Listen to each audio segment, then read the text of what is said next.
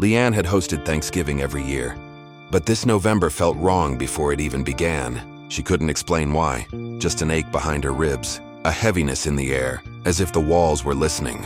Her friends arrived early: Milo, the quiet artist; Chandra, the jokester who hid her anxiety behind laughter; Vance, a charismatic man with a past he never talked about; and Elise, Leanne's oldest friend, always too observant for her own comfort.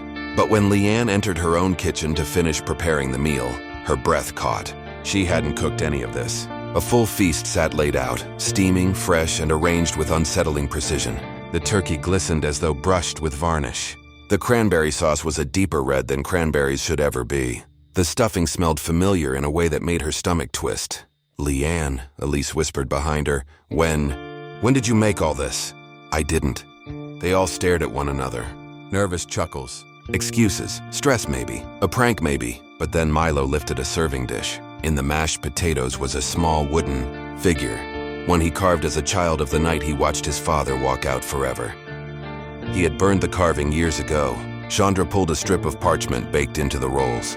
It was the exact hospital wristband she had violently ripped off during a panic attack 6 years earlier, the one she threw into a river. Vance stared at the turkey's stuffing, color draining from his face. This is impossible." Inside, mixed among the herbs, was the necklace he'd buried with someone he swore he'd take the truth about to his grave. Elise lifted the gravy boat, swallowing hard. "This meal, it's tied to our worst memories." Then they looked at Leanne. In the center of the table sat a single untouched pie, pecan, her least favorite. The crust was carved with one word: chosen. Her hands trembled. I don't even know what I'm hiding." But the house did. Every light went out. In the dark, something moved, slowly, confidently, circling the table. Leanne froze as a memory slammed into her. A childhood accident she never acknowledged. The one she survived, but someone else didn't. A guilt she locked away so deeply she'd convinced herself it wasn't real. The pie split open with a wet crack. Inside weren't pecans at all, just a cracked, mud-covered toy truck. The one her younger cousin had been holding the night she pushed him out of the way of a falling branch, only for him to slip, tumble, and... "No," she whispered.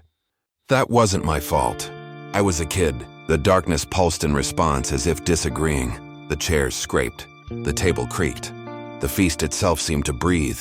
Then slowly, the turkey's glazed skin shifted, tightening, pointing, aimed directly at Leanne. Chandra screamed, "It chose her!"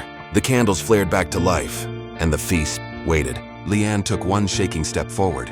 "If it wants the truth, then it can have it." She spoke, shaking, about the day she buried the memory, the guilt she swallowed, the lie she never meant to keep.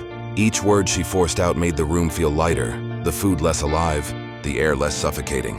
When she finished, the feast collapsed, meat rotting, bread crumbling, smells turning to dust. The house went still. The meal had chosen its victim. But by telling the truth, Leanne survived. Life lesson: the past only hunts you when you try to bury it. The courage to face your darkest memories is what frees you, because secrets grow teeth in the dark, but honesty takes their power away.